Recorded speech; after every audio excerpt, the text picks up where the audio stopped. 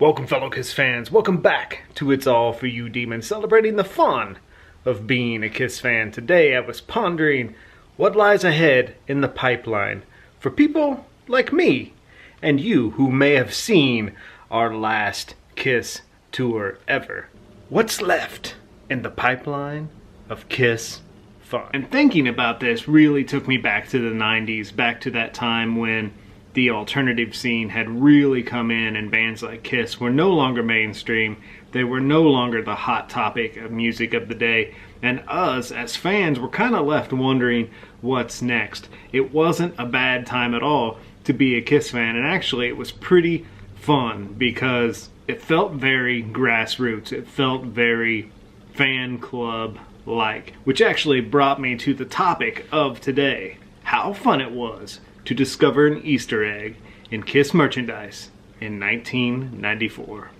If you remember, between like 1992 and 1994, there were a ton of unauthorized Kiss tribute CDs, and back then we were to believe that Kiss just wanted to help us out and really release their own tribute CD in their fashion. But truth be told, they were probably pissed that whoever was making these tribute CDs was making a crap ton of money, because these tribute CDs were selling like hotcakes. So Kiss had the idea to make their own tribute CD called Kiss My Ass. And when it was announced that this CD was to be released on June 21st, 1994, it was also announced that it was to be released on vinyl the same day in a special red translucent color vinyl. And not to mention, we were to receive information on the deluxe History book. And I most certainly remember when this CD was to be released.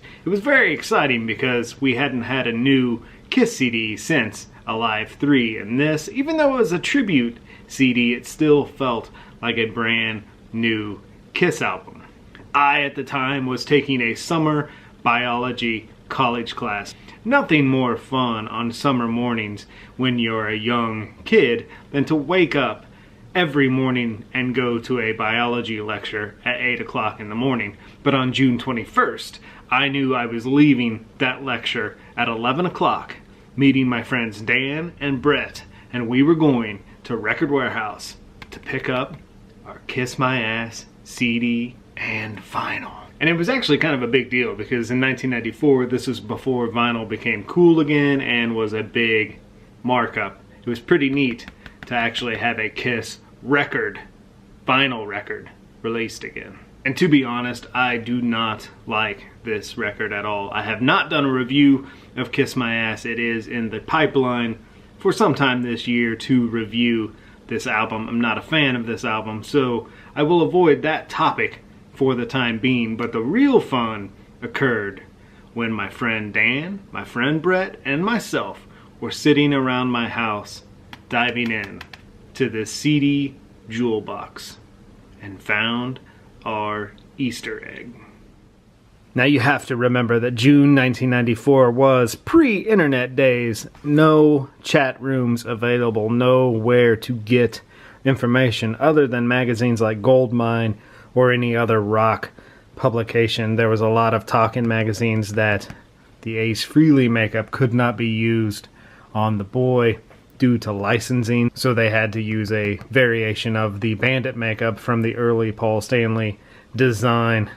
And so there was kind of a celebratory feeling that, wow, the band is finally once again embracing these four personas.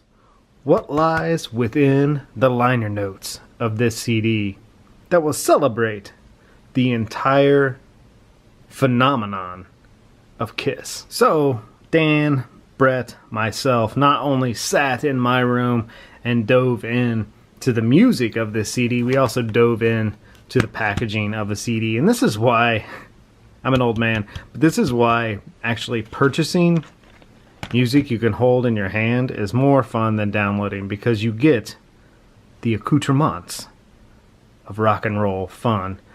The disc was pretty cool looking. It was fun to see the History book. We all could not wait to order that. Although for kids working at Bonanza, that price scared the bejesus out of me.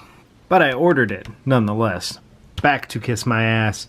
The disc, obviously, was super cool. The red vinyl was super cool. You ever question who runs Kiss? The Paul Stanley man is on side 1. The Gene girl is on side 2. But I have to say the coolest find of all was when we were playing this CD and happened to look deep within the center ring and saw this slight gray line. What on earth could that be? Now you have to remember this is all pre-internet days, so there was no chat rooms or discussion of, hey, there's an Easter egg hidden in your Kiss My Ass CD, or hey, be sure you look here. It was all simple. Stumble upon it or not, and find the fun of being a Kiss fan. And of course what I'm referring to, no secret now, was the hidden message from Gene and Paul to Ace and Peter. This album couldn't have happened without what the four of us started 20 years ago. We miss you, Eric. We'll never forget you. Finding that was awesome in June of 1994, especially not knowing that it was there. Finding it was awesome. You look back now, clearly a ploy to perhaps start the wheels in motion of a reunion tour, and an olive branch, of course, out to Eric Carr, his family, celebrating the history of the band. But so much fun to discover this pre-internet days. Now it sounds silly. It sounds very silly for me to talk about this and be amazed that we found this. But back then, you had no idea this was there unless you looked inside that hole and saw that little line. No one told us that there was this note there. You simply had to discover it and find it for yourself. Years later, I worked at a music store and people would come in and sell this CD with clear versions of this, which I always thought ruined it, because half the fun of this note was finding it on your own. And man, my friend Dan and Brett, myself, had a very good time finding this in 1994. And just the fact that Paul and Gene were reaching out to Ace and Peter felt good. It felt like, wow, the band is embracing the roots, and maybe good times lie ahead. And of course we had no idea what lied ahead, but soon we would be swept up in the machine of Unplugged, the reunion tour, Psycho Circus, and you know how the story unfolds from there. But in June of 1994, it was fun being a Kiss fan. Very grassroots, very fan club-like, no internet. Let's face it, for all she's good for, the internet kind of ruins everything. You know the ending of a movie before you go. You hear every track of an album before it comes out. Back then, in 1994, to find the Kiss message to Ace and Peter, it was all luck. It was all dumb luck, dumb fun.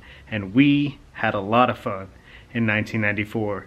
Thank you for waxing this nostalgia with me today. If you are new here, hit subscribe. If you like this content, like, share, comment below. Let's celebrate the fun of being a Kiss fan. Thank you for hanging with me. Take care, be safe, be good to your animals, and I will talk to you soon.